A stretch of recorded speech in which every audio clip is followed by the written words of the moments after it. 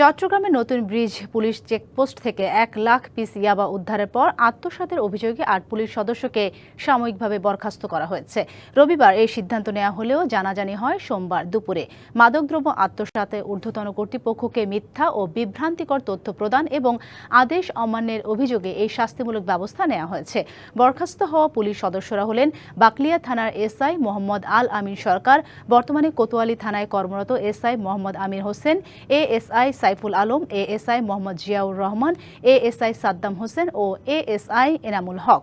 এছাড়াও কনস্টেবল রাশিদুল হাসান ভূঁইয়া ও উম্মে হাবিবা স্বপ্না। গত 8 ডিসেম্বর রাতে নতুন ব্রিজ পুলিশ চেকপোস্টে কক্সবাজার জেলা পুলিশের কনস্টেবল মোহাম্মদ ইমতিয়াজ হোসেনের সঙ্গে থাকা একটি ট্রলি ব্যাগ থেকে 1 লাখ পিস ইয়াবা উদ্ধার করা হয়।